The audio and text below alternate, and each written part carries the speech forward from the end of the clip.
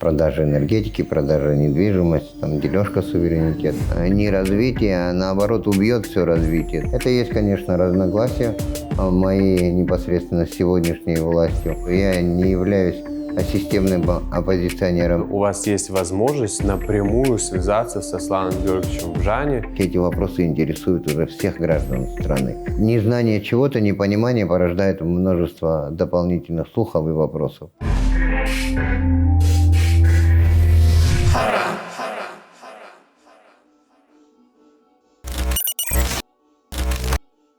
Всем привет! Сегодня у нас в гостях кандидат от 7-го избирательного округа Зух Балаш Анатольевич.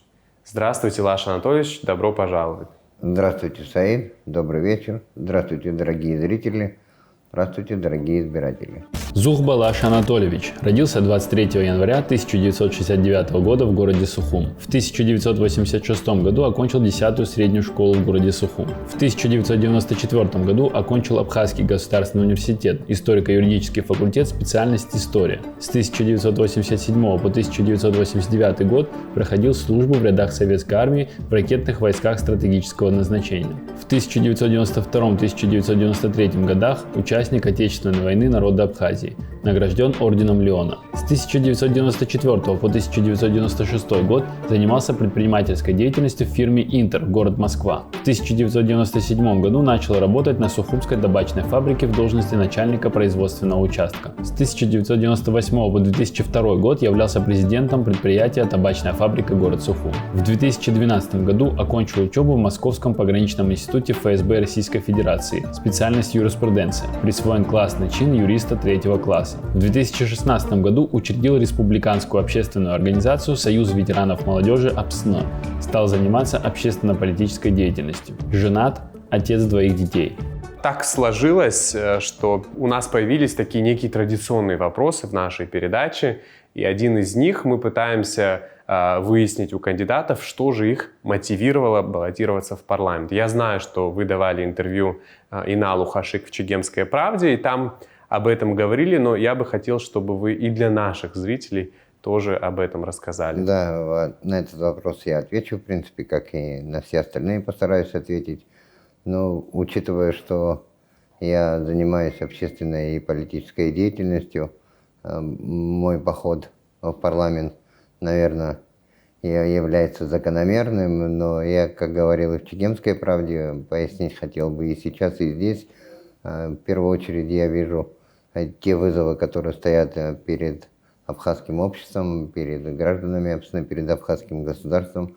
Вижу эти вызовы серьезными, и в свете этих вызовов, конечно, я окончательно решил идти и избираться в парламент для того, чтобы этим вызовам пытаться противостоять или их как-то минимизировать.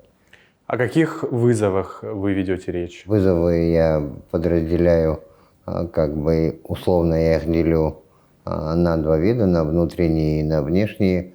В числе внутренних вызовов я вижу ряд заявлений президентских, я вижу вопросы, которые стоят в нашем обществе, такие как, скажем, продажа энергетики, продажа недвижимости, там, дележка суверенитетом. Ну, конечно, и помимо всего, еще мы видим, что происходит снаружи, вокруг Абхазии. Мы видим, каково положение дел на Украине.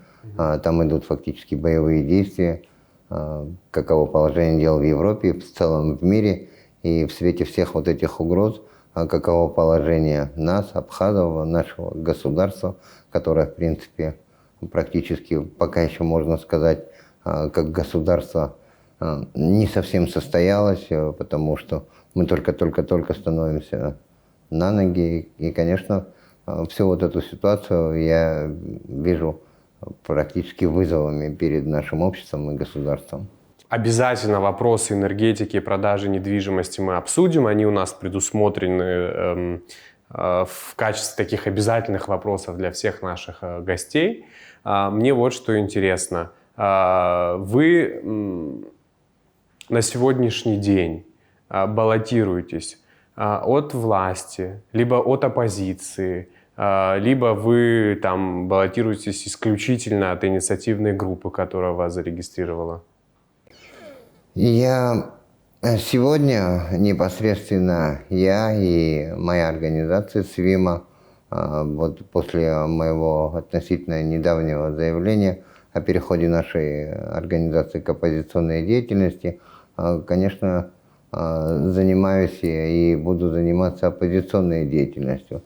Но при этом я бы хотел заметить, что я не являюсь системным оппозиционером, не принадлежу к числу той оппозиции, которая являлась оппозицией и до моего заявления. То есть и вижу себя человеком, который пытается сформировать, и одной из своих задач вижу вот формирование нового сознания в нашем обществе, так как и одним из вызовов я вижу противостояние в нашем обществе, которое разделило наше общество напополам практически, на оппозиционеров и на провластных. В этой связи я вижу свою деятельность, хоть и в оппозиционном поле, но неким таким, так скажем, и не системным оппозиционером, и не провластным человеком. Человеком, который пытается сформировать некую третью силу, которая бы не принадлежала ни к тем и ни к другим, и которые бы могли бы являться неким мостом между властью и оппозицией, через который могли бы объединить наше общество. Как правило, повторюсь, это не обязательно такая аксиома, но многие люди, которые там в свое время поддерживали власть, потом ушли из, условно, перестали быть сторонниками власти, ушли в оппозицию, их вот эти действия продиктованы тем, что власти там отказали, возможно, в удовлетворении какой-то личной просьбы, отказали в какой-то должности и так далее. В вашем случае что мотивировало вас обозначить себя оппозиционером к действующей власти? Я, во-первых, ни с какими просьбами и не обращался, но если бы даже я с какими-то просьбами обратился или обращался вообще, мне, в принципе, отказа никогда и не было. Таких проблем у меня с властями никогда не было. Мне так видится, что обратись я, скажем, и сегодня с какой-то просьбой, закрытых дверей для меня нет. А вот что меня привело непосредственно к оппозиционной деятельности, то, конечно, вот я и в «Чегемской правде» говорил об этом, и сейчас тоже поясню и проясню. Конечно, ряд заявлений президентских, которые я вижу, в принципе, ключевыми разногласиями, они меня к этой... Никогда я не получил какого-то разъяснения, пояснения, которое бы меня удовлетворило, то это практически вынудило меня перейти к оппозиционной деятельности. Ну, это какие такие конкретные, наверняка, заявления? Если их конкретизировать, то вот это как раз то, что я и перечислял. Например, заявление о продаже энергетики. Кто-то считает, что между продажей и привлечением инвестиций есть какая-то разница, но на самом деле, поясню для тех, кто не понимает или не до конца не понимает, что это практически одно и то же. То же самое продажа, приобретение, покупка недвижимости иностранцами. И, конечно, основное, то, что вывело меня, так скажем, совсем из состояния равновесия, это вот заявление о дережке суверенитетом. Меня не устраивает еще ряд проектов, которые были озвучены. Например, проект Пицунский проект «Москва-Резорт» на отель.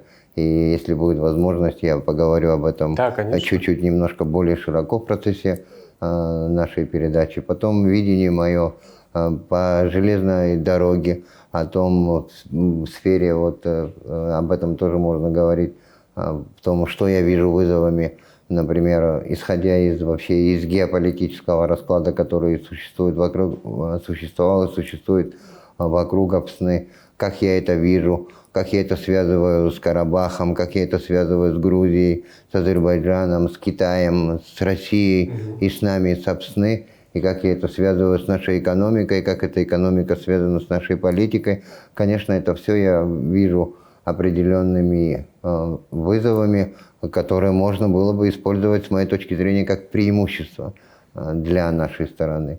Это есть, конечно, разногласия мои непосредственно с сегодняшней властью, но я не вижу эти разногласия непреодолимыми. И, в принципе, рассчитываю, что, надеюсь, по крайней мере, что взаимопонимание у меня будет с властями в этих вопросах найдено.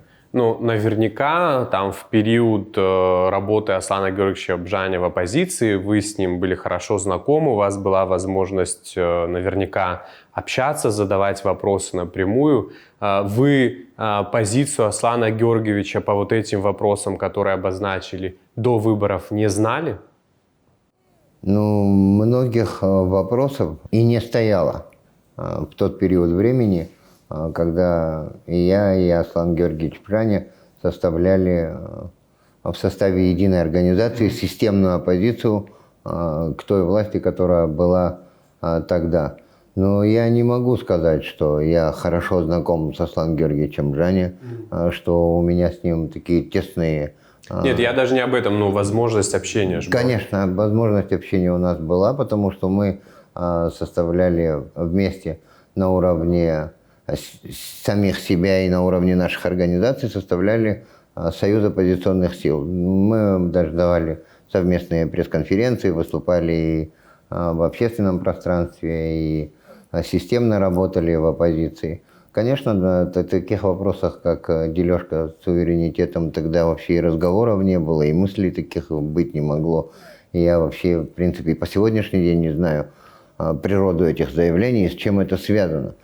Ну, тяжело себе представить, что я это буду понимать, но тем не менее, если мне разъяснить, наверное, я и могу понять, и в состоянии буду понять, но никаких последующих заявлений или как бы более раскрыто никто и не говорил, и ни в общественном пространстве я не слышал дальше ничего, и все это как бы пока в подвисшем находится состоянии.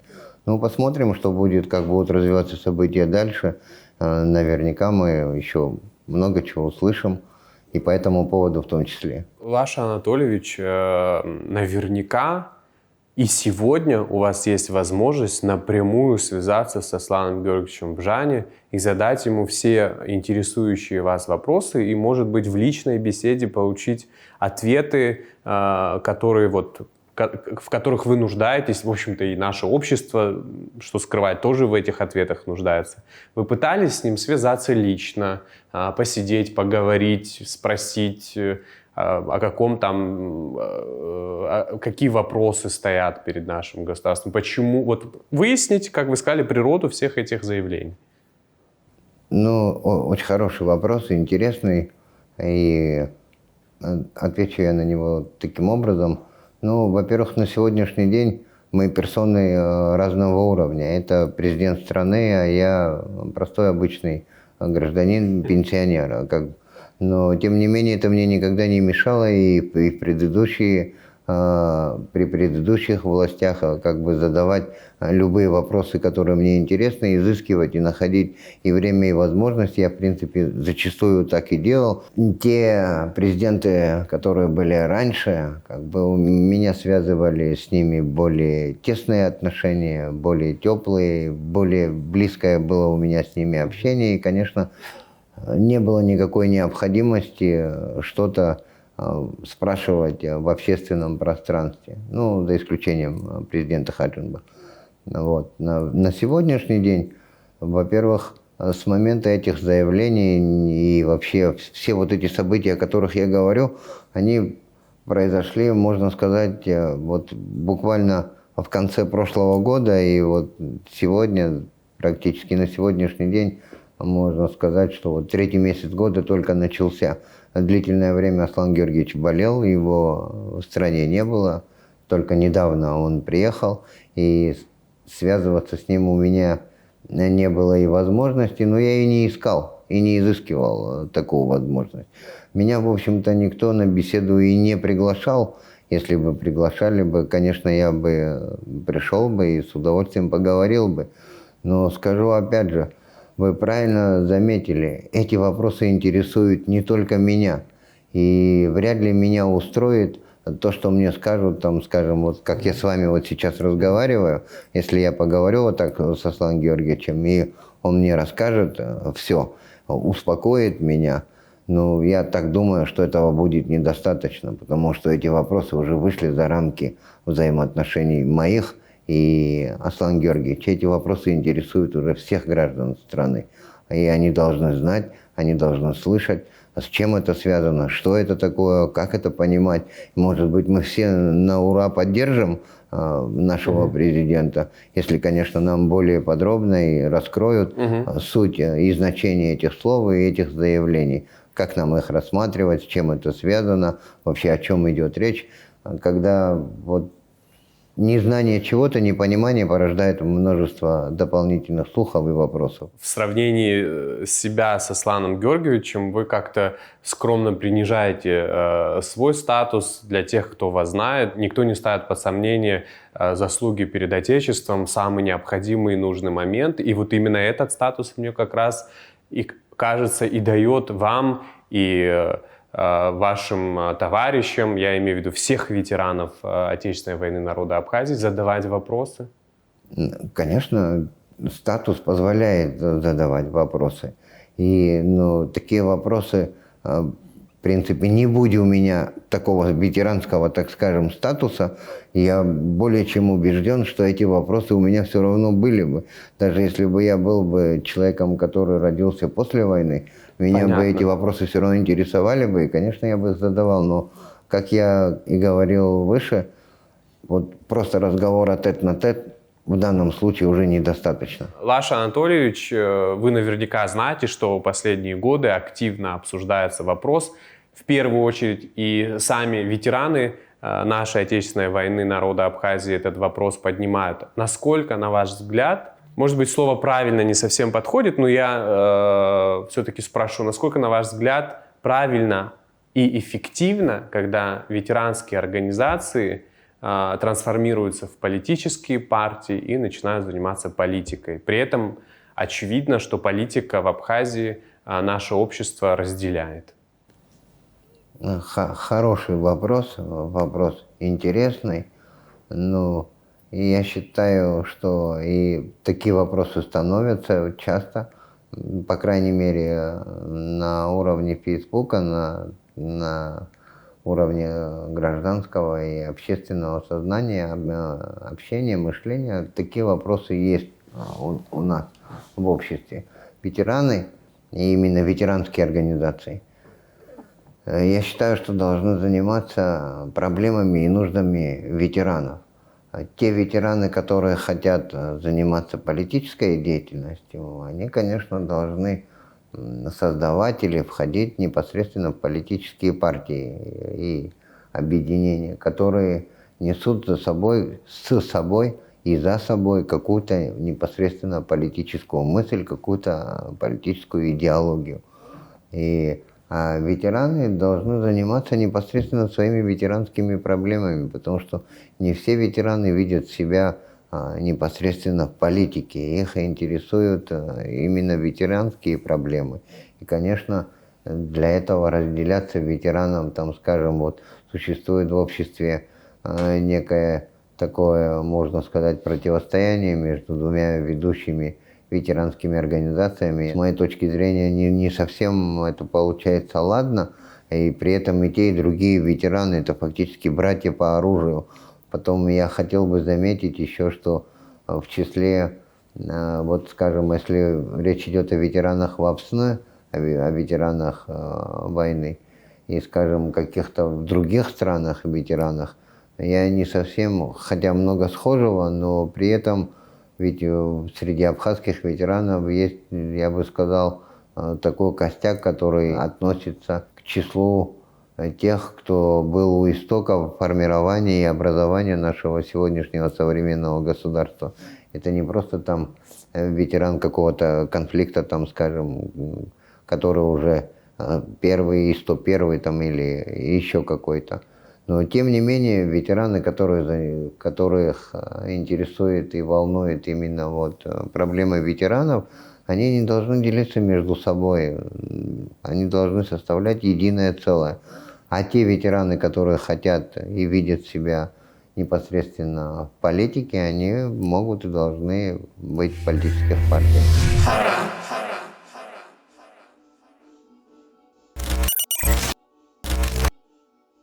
Ну, Лаш Анатольевич, тут мы все прекрасно понимаем, что Абхазия страна маленькая, все друг друга знают, и все прекрасно понимают, что вы состоите в близких родственных отношениях с вице-премьером нашей страны, с Кристиной Константиновной Узган, она ваша невестка. И вот вы задавали, например, в каком-нибудь семейном разговоре вопросы по энергетике. Был прямой эфир на абхазском телевидении, достаточно такой популярный был прямой эфир, но, к сожалению, мы так и не услышали ответов, например, кто стоит за компанией «Чистая энергия» и так далее. Вот такого характера вопросы вам удавалось задавать? Вы планируете об этом спрашивать, а потом, вот, может быть, нам рассказать? Ну, Кристина Константиновна и я, мы близкие родственники, мы практически члены одной семьи. Но скажу так, так как я пенсионер, у меня целая куча свободного времени, и очень много времени я проводил у нее дома у своего брата, в деревне, в селе, в Авгархуке. Но сама Кристина Константиновна человек очень занятой, и свободного времени у нее, конечно, очень мало, и для общения, для личного общения нам выдается, конечно, очень мало времени. Но, естественно, находясь в одном доме, под одной крышей, мы по-любому общаемся и разговариваем. И, конечно, те вопросы, которые мне были интересны, я задавал. И, в принципе, при встрече и всегда и мы задаем, и мы общаемся, и советуемся даже в каких-то случаях, в каких-то ситуациях. Но позиции у нас не всегда совпадают. И потом, с момента нашего последнего домашнего общения уже прошло, я бы сказал, приличное количество времени, потому что, когда было лето, было больше времени. Те вопросы, которые стоят сегодня на повестке абхазской политической жизни, не стояли еще так. Вопрос энергетики стоял, а вот всех остальных вопросов в виде заявлений тогда еще не было.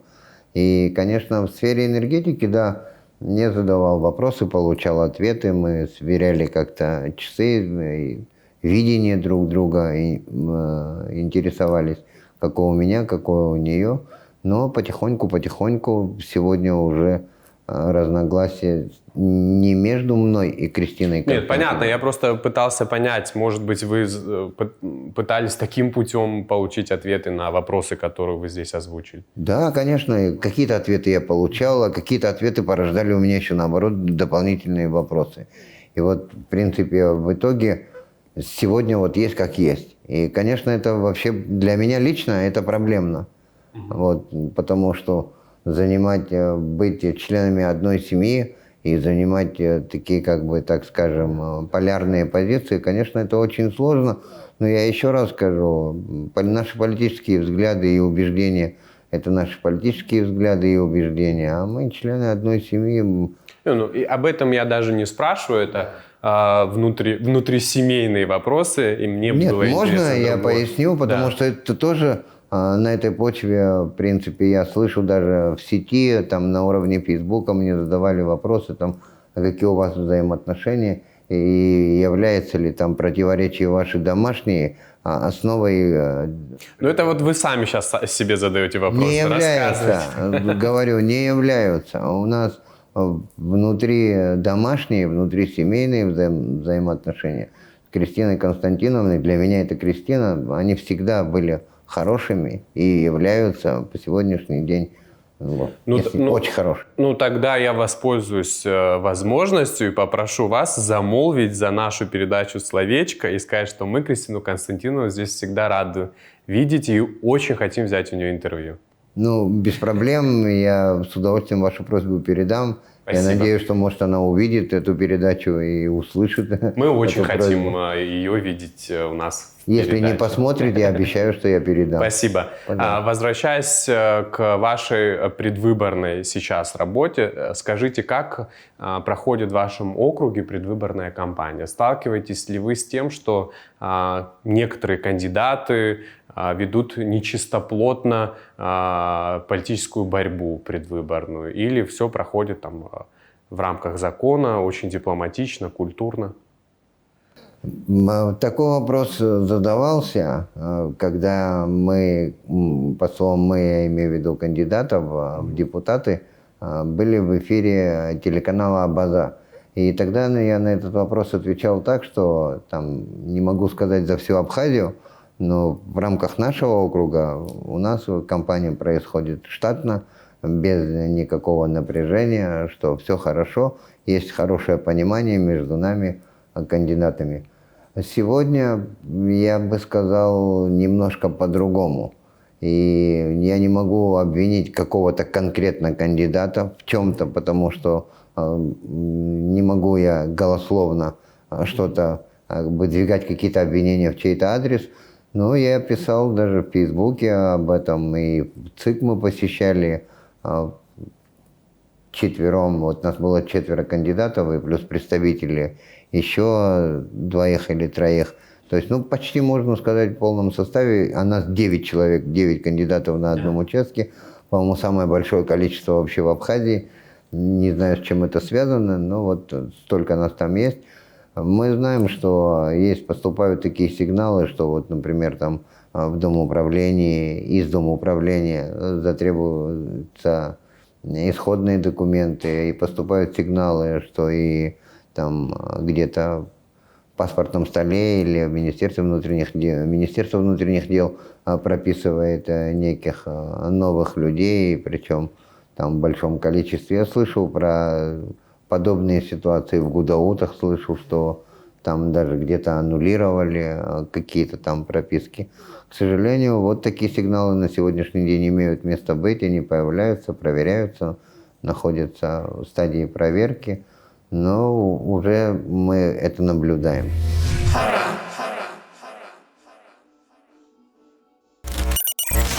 Скажите, пожалуйста, какая, на ваш взгляд, политическая система будет наиболее эффективна для Абхазии? Я сторонник президентской власти, причем сильной президентской власти, сильной, но не всесильной, не ограниченной. Но при этом я за сильного президента Апсны, и я всегда готов поддерживать президента Апсны. Ваше отношение к продаже недвижимости иностранным гражданам? Я говорил об этом вопросе до тех пор. Я не являюсь противником продажи априори вообще, но на данном этапе, когда нет четкой инвентаризации, когда нет четких юридических правил, когда нет разграничения между покупкой, приобретением, продажей недвижимости и гражданством, я на данном этапе, пока все эти риски и угрозы не сняты, являюсь убежденным противником. Как вы относитесь к передаче абхазской энергетики или ее части в собственность иностранным инвесторам? Отрицательно. Я считаю, что нам надо изыскивать средства самим, постараться, чтобы денационализация энергетики не произошло. И причем не только отношусь к иностранным инвесторам. Я не совсем поддерживаю, если не сказать, не поддерживаю вообще передачу ее и внутри страны в частные руки, не только иностранным гражданам. Я считаю, что определенные вопросы, такие как, скажем, энергетика, или там земля, они должны находиться исключительно в собственности у государства. Власть или деньги? Не знаю, власть, я знаю, что власть народу должна принадлежать. Ну а деньги пускай будут у граждан, пусть будет и у власти, пусть будут деньги. Социалка пусть будет у людей, пусть будут условия жизни, чтобы государство наше было богатым. Наверное, так. Лаша Анатольевич, у вас есть возможность обратиться к нашим согражданам, обратиться к своим избирателям. Что бы вы им хотели сказать? Приходите на выборы, дорогие избиратели, 12 марта.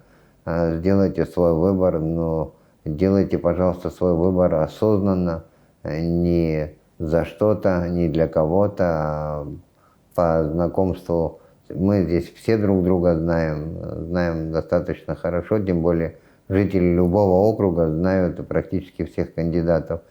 Поэтому делайте свой выбор осознанно, подходите к нему не по родственным, не по дружеским, не по каким-то другим критериям, а именно исходя из того, каким вы видите кандидата в депутаты, видите уже каким его депутатом.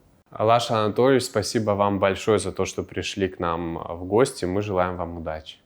Большое спасибо вам за беседу, спасибо, что пригласили.